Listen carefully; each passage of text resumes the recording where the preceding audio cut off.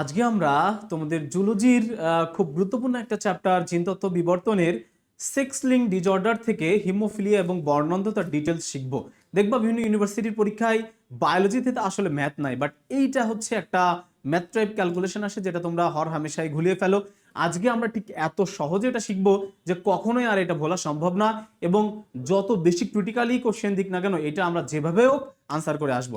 একটু খেয়াল করো যে সেক্স লিঙ্ক ডিসঅর্ডার, বর্ণান্ধতা এবং হিমোফিলিয়া, এই বর্ণান্ধতা এদেরকে আমরা আসলে বলি কালার ব্লাইন্ডনেস, তাই তো, বা কালার ব্লাইন্ড বলি সহজ বাংলায়। এবং এইটা আসলে লাল সবুজ বর্ণান্ধতা বা রেড গ্রিন কালার ব্লাইন্ডনেস। ঠিক আছে, একটু খেয়াল করো তাইলে যে আমরা যদি এই বর্ণান্ধতা দেখতে যাই, সেক্স লিঙ্ক ডিসঅর্ডার আসলে এর আরেকটা নাম হচ্ছে এক্স লিঙ্ক ডিসঅর্ডার। তার মানে এই যে রোগটা হয় সেটা হচ্ছে নর্মালি এক্স জিনের বা এক্স নামক একটা প্রচ্ছন্ন জিনের কারণে। এবং এইখানে মোটামুটি প্রায় ষাটটি সেক্স লিঙ্ক ডিসঅর্ডারের কথা বা 60টি এক্স লিঙ্ক ডিসঅর্ডারের কথা পাওয়া যায়। তার মধ্যে সবচেয়ে উল্লেখযোগ্য হচ্ছে এই লাল সবুজ বর্ণান্ধতা এবং হিমোফিলিয়া। আরেকটি আছে যেটা খুব কম হয়, প্রায় 50,000 একজনের হতে পারে, সেটা হচ্ছে ডুচেনি মাস্কুলার ডিস্ট্রফি। তো দেখো পরীক্ষায় সবচেয়ে বেশি প্রশ্ন হয় কিন্তু এই দুইটা থেকে, যে লাল সবুজ বর্ণান্ধতা এবং হিমোফিলিয়া থেকে। এখন এই লাল সবুজ বর্ণান্ধতা, লাল এবং সবুজ বলছি কি, লাল ও সবুজ দুইটা প্রচ্ছন্ন জিনের কারণে এটা হয়ে থাকে। দুইটা প্রচ্ছন্ন জিনের কারণে এটা হয়। এবং এই বর্ণ সংবেদী দুইটা প্রচ্ছন্ন জিন যখন বর্ণ তৈরি করতে ব্যাহত হয় তখন তাদেরকে আমরা বলতেছি লাল সবুজ বর্ণান্ধতা। এই লাল সবুজ বর্ণান্ধতা প্রথম প্রত্যক্ষ করা হচ্ছে জন ডাল্টন নামক একজন বিজ্ঞানী কিন্তু প্রথম এটা প্রত্যক্ষ করেন বা প্রথম হচ্ছে ব্যাখ্যা করেন। তো এই জন্য এই লাল সবুজ বর্ণান্ধতাকে অনেক সময় ডাল্টনিজমও বলা হয়। জম বা ইজম যদি শব্দের শেষে থাকে তাহলে তা আমরা বুঝিয়ে তার মতবাদ বা তার একটা স্বীকারোক্তি, এই টাইপের কোনো কিছু। এবং এই যে রোগটা লাল সবুজ বর্ণতা, এর কোনো চিকিৎসা আসলে নাই। এবং এইটা আমরা পরীক্ষা করি কি দিয়ে? লাল সবুজ বর্ণতা পরীক্ষা হচ্ছে ইশিহারা কালার টেস্ট দিয়ে পরীক্ষা করি। কি পরীক্ষা? ইশিহারা কালার টেস্ট দিয়ে আমরা এটা পরীক্ষা করি। পরীক্ষা আসতে পারে যে লাল সবুজ বর্ণান্ধতা পরীক্ষা করার যে টেস্ট তার নাম কি?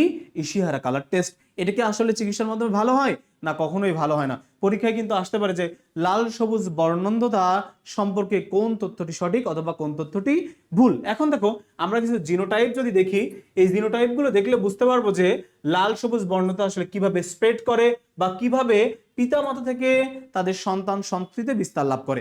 একটু খেয়াল করে দেখো যে পুরুষের ক্ষেত্রে যেহেতু বলা হয়েছে যে এটা একটা এক্স লিঙ্ক ডিজিজ, তো পুরুষের ক্ষেত্রে যেহেতু পুরুষের এক্স ওয়াই ক্রোমোজোম থাকে, যেহেতু শুধুমাত্র এক্সেই কিন্তু এইটা কাজ করবে। এখন যেহেতু কালার ব্লাইন্ডনেস, তাহলে পুরুষের ক্ষেত্রে পুরুষ যদি স্বাভাবিক হয় তাহলে এইটা হবে এক্স সি ওয়াই। এখন যদি বর্ণান্ধ পুরুষ হয় তারপর পুরুষ কিন্তু বাহক হইতে পারবে না। পুরুষ কখনো বাহক হইতে পারবে না, কারণ বাহক হইতে গেলে একটা সুস্থ জিনোটাইপ এবং একটা অসুস্থ জিনোটাইপ থাকতে হয়। তার মানে ওয়াই তো কখনোই এই জিনোটাইপ ক্যারি করে না। ওয়াই তো কোনোভাবেই এই হিমোফিলিয়ার বাহকের যে জিনোটাইপ সেটা কখনোই তোমার হচ্ছে ক্যারি করে না। এই কারণে দেখো এক্স সি ওয়াই এটা হতে পারে। এইটা সরাসরি কি? এটা সরাসরি পুরুষ বর্ণান্ধ। বাট মহিলাদের ক্ষেত্রে দেখো, স্বাভাবিক মহিলার ক্ষেত্রে একটু খেয়াল করে দেখতে পারবা যে এক্স সি, কারণ মহিলার তো ওয়াই ক্রোমোজোম নাই। এরপরে দেখো বর্ণান্ধ মহিলা এক্স সি দুইটাই ছোট। এরপর দেখো বাহক মহিলা তার ক্ষেত্রে কি হবে?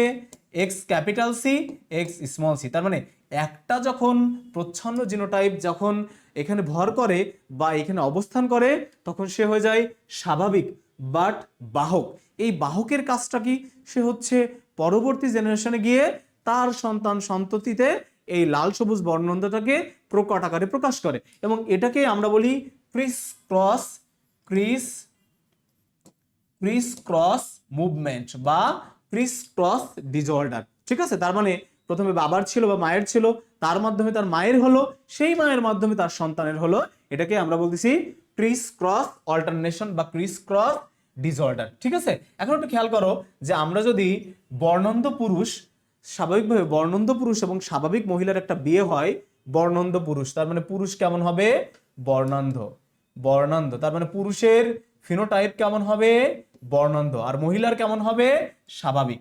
মহিলার স্বাভাবিক। তাহলে বর্ণান্ধ পুরুষ এবং স্বাভাবিক মহিলার ক্ষেত্রে যদি বিয়ে হয়, তাহলে তাদের সন্তানের কেমন ধরনের সন্তান হতে পারে, তাদের সন্তানের ক্ষেত্রে কিভাবে এটা ছড়াইতে পারে? বর্ণান্ধ পুরুষের ক্ষেত্রে এক্স ওয়াই এবং মহিলার ক্ষেত্রে কি হবে? X C. যেহেতু স্বাভাবিক মহিলা, স্বাভাবিক মহিলা, এটা স্বাভাবিক লিখে দিয়ে বুঝতে সুবিধা হবে। স্বাভাবিক মহিলা, স্বাভাবিক মহিলা। এখন দেখো এইটাকে বলা হচ্ছে ফিনোটাইপ, মানে সরাসরি দেখে বোঝা যায়। ফিনোটাইপ হচ্ছে এরকম যার কোনো কিছুর বাহ্যিক লক্ষণ, আর জিনোটাইপ হচ্ছে তাদের জিন যুগলের গঠন। এই একটা জিন, এ একটা জিন, এ একটা জিন, এ একটা জিন, তার মানে এই জিন যুগলের গঠনকে বলে জিনোটাইপ। এখন এইখান থেকে যদি আমরা গ্যামেট তৈরি করি, এটা হচ্ছে এক্স সি, এটা হচ্ছে ওয়াই, এটি ইন্ডিভিজুয়াল একটা গ্যামেট, এটি ইন্ডিভিজুয়াল একটা গ্যামেট। ঠিক এখানেও তাই, এক্স সি আর একটা এক্স সি, এটাই হচ্ছে একটা ইন্ডিভিজুয়াল গ্যামেট। এখন এদের মধ্যে যদি ক্রস হয়, একটু খেয়াল করে দেখো, এটা হবে কি? X C. এটা কেমন হবে? এটা হবে হচ্ছে আবার এই অনুরূপ x C.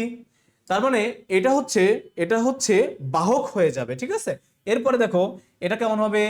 X capital C Y, এটার ক্ষেত্রেও তাই, এক্স ক্যাপিটাল সি ওয়াই। তার মানে পুরুষ যে বা পুত্র সন্তান যে দুইটা হবে, তারা শতভাগ সুস্থ হবে। পুত্র যারা হবে তারা শতভাগ সুস্থ, এবং মেয়ে যারা হবে তারা কেউ কিন্তু বর্ণান্ধ হবে না, বাট কি হবে?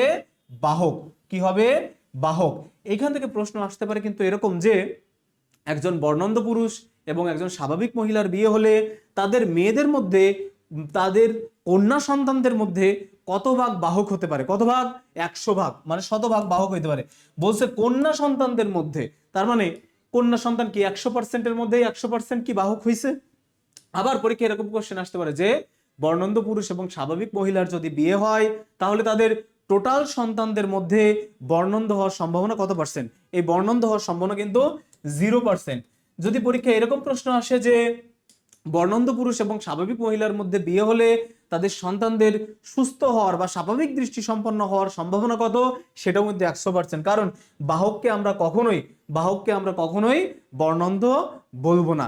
এর পরবর্তী জেনারেশনে যখন এই বাহক কন্যার সাথে স্বাভাবিক সন্তানের বিয়ে হবে, বাহক কন্যার সাথে স্বাভাবিক সন্তানের বিয়ে হবে, তখন কিন্তু আমরা বর্ণান্ধ সন্তান পাবো। যদিও ভাই বোনের মধ্যে কখনো কিন্তু বিয়ে হয় না, বাট এরকম একটা ক্রস আমরা একটু করে দেখি যে আসলে রেজাল্টটা কি হয়। একটা ক্রস আমরা একটু করে দেখি।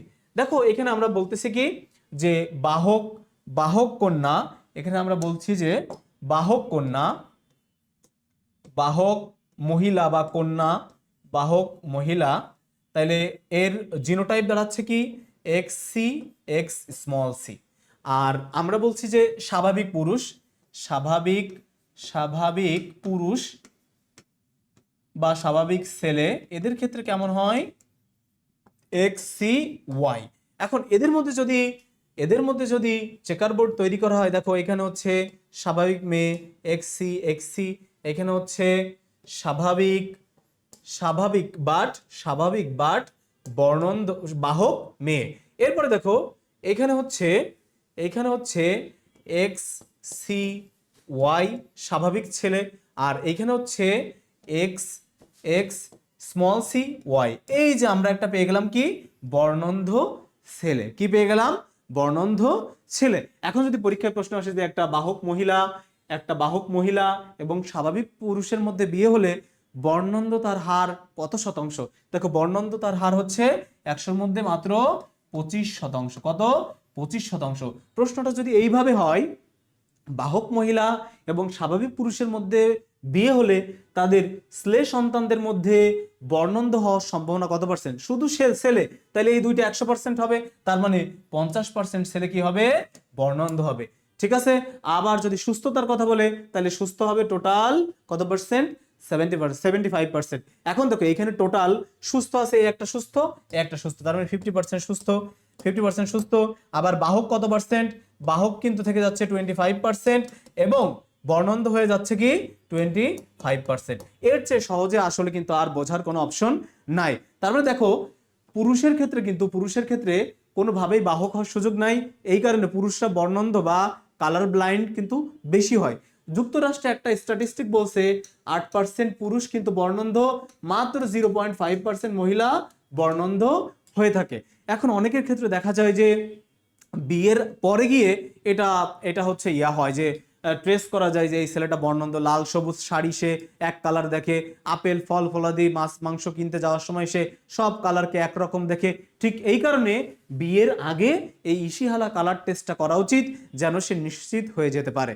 ঠিক আছে, এটাই হচ্ছে মেইন কথা। এর পরবর্তী আমরা আরেকটা জিনিস একটু শিখি, সেটা হচ্ছে হিমোফিলিয়া। হিমোফিলিয়া, প্রথমেই হিমোফিলিয়ার কথা আসলে আমরা যে কথা চিন্তা করি সেটা হচ্ছে এটা হচ্ছে একটা রাজকীয় ডিজিজ। কি এটা হচ্ছে একটা একটা রাজকীয় ডিজিজ, যেটা মহারানী ভিক্টোরিয়ার অ্যালিস এবং বিয়াট্রিসের দুই কন্যার মধ্যেই প্রথমে এই হিমোফিলিয়াটা দেখা যায়। হিমোফিলিয়া নর্মালি দুই প্রকার থাকে, হিমোফিলিয়া এ, বা একে আমরা বলি ক্লাসিক হিমোফিলিয়া। কি বলি? Classic haemophilia. আরেকটা আছে হিমোফিলিয়া বি, বা এর একটা নাম হচ্ছে Christmas haemophilia. Christmas haemophilia. Haemophilia এটা হয় রক্ততঞ্চনের 8 নাম্বার ফ্যাক্টর, বা এর আরেকটা নাম হচ্ছে অ্যান্টি হিমোফিলিক ফ্যাক্টর অনুপস্থিত থাকার কারণে, মানে রক্ত জমাট বাঁধে না বা রক্ততঞ্চন জনিত একটা ত্রুটি। আর ক্রিসমাস ফ্যাক্টর হচ্ছে রক্ততঞ্চনের 9 নাম্বার ফ্যাক্টর, বা প্লাজমা থ্রোম্বোপ্লাস্টিন কম্পোনেন্ট অনুপস্থিত থাকার কারণে এই হিমোফিলিয়া বি বা ক্রিসমাস হিমোফিলিয়া হয়ে থাকে। দেখো, এই যে রয়্যাল ডিজিজ বা রাজকীয় ডিজিজ যেটা আমরা কি বলা যায় যে আমরা উত্তরাধিকার সূত্রে পাই, এটা আসলে উত্তরাধিকার সূত্রে কিভাবে আমরা পাইলাম। এখন দেখো, একজন হিমোফিলিয়া পুরুষ, এবং বেশিরভাগ ক্ষেত্রে কিন্তু হিমোফিলিয়া এ হয়, তো এইটাই আমি বলতেছি যে হিমোফিলিয়ার ক্ষেত্রে নর্মালি এক্স এবং ওয়াই থাকে, তার মানে ওয়াই কখনো এই হিমোফিলিয়া দ্বারা আক্রান্ত হবে না। তার মানে পুরুষের ক্ষেত্রে একটাই সম্ভব, এখানে সে সুস্থ হবে অথবা হিমোফিলিয়া হবে। এখন হিমোফিলিয়া হইলে তো সে নিজে বাঁচবেই না। হিমোফিলিয়া হইলে 16 বছর বয়সে তার যে কোনোভাবে রক্তক্ষরণজনিত কারণে হইলে সে মারা যাবে, এর কোনো ভুল নাই। এবং 10,000 জন পুরুষের মধ্যে 10,000 জন ছেলে সন্তানের মধ্যে একজনের কিন্তু এই হিমোফিলিয়া হয়, এবং সে প্রাপ্তবয়স্ক হওয়ার আগেই মারা যায়। তার মানে পুরুষের একটাই জিনোটাইপ সম্ভব, যে এক্স এইচ ওয়াই। আর যদি এটা বাহক থাকে বা এটা সরাসরি হিমোফিলিয়া আক্রান্ত হয়, সেই ক্ষেত্রে পুরুষের ক্ষেত্রে এক্স এইচ ওয়াই এটা সম্ভব। বাট মহিলাদের ক্ষেত্রে দেখো, একটু খেয়াল করে মহিলাদের ক্ষেত্রে কি কি সম্ভব।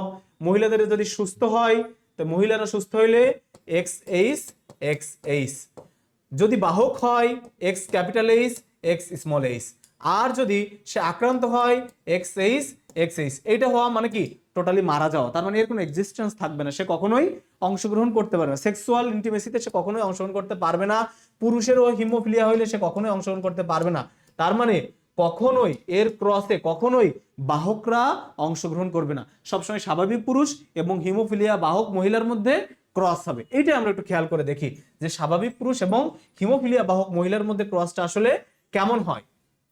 স্বাভাবিক পুরুষ, একটু খেয়াল করে দেখো, স্বাভাবিক পুরুষের চিহ্নটা এভাবে দিলাম যাতে তোমাদের বুঝতে সুবিধা হয়, এক্স এইচ ওয়াই স্বাভাবিক পুরুষ, এবং এখানে হচ্ছে এক্স এইচ, এটা হচ্ছে বাহক মহিলা, এটা হচ্ছে কি বাহক মহিলা।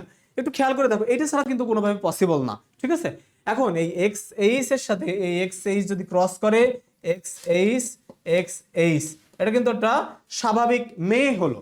এরপর দেখো, এই এক্স এইচ এর সাথে এই এক্স এইচ, তার মানে এই এক্স এইচ এটা কিন্তু একটা বাহক মহিলা বা বাহক মেয়ে আমরা পেয়ে গেলাম। এইখানে দেখো এক্স এইচ এবং একটা ক্যাপিটাল ওয়াই, তার মানে স্বাভাবিক পুত্র, এবং এইখানে দেখো এই এক্স স্মল এইচ এবং ওয়াই, এই পুত্রটা হয়ে গেল কি সরাসরি হিমোফিলিক পুত্র। এই হিমোফিলিক পুত্র হওয়ার সাথে সাথে সে কিন্তু মারা যাবে। তাহলে কোশ্চেনটা কেমন হয়, স্বাভাবিক পুরুষ এবং হিমোফিলিক বাহক মহিলার মধ্যে যদি বিয়ে হয়, তাহলে তাদের প্রাপ্ত সন্তানদের মধ্যে মারা যাওয়ার সম্ভাবনা কত পার্সেন্টের? 25% মারা যাওয়ার সম্ভাবনা আছে। বাহক হওয়ার সম্ভাবনা কিন্তু 25%, আর সুস্থ হওয়ার সম্ভাবনা 50%। কত পার্সেন্ট? এই দুইটা মিলে কি 50। আবার যদি পুরুষদের মধ্যে বলে যে স্বাভাবিক পুরুষ এবং বাহক মহিলার যদি বিয়ে হয়, তার ছেলে সন্তানদের মধ্যে কত শতাংশ মারা যেতে পারে, তাহলে দুইটা ছেলে সন্তান যেহেতু, তাহলে কত হতে পারে 50% মারা যাবে আর 50% এক্সিস্ট করবে। মহিলাদের মধ্যে যদি বলে যে তার কন্যা সন্তানদের মধ্যে কত পার্সেন্ট সুস্থ হবে, 100%ই সুস্থ হবে। বাট যদি বাহকের কথা বলে তাহলে 50% কি হবে, বাহক হবে। আশা করি তোমরা এটা খুব ভালোভাবে বুঝতে পেরেছো।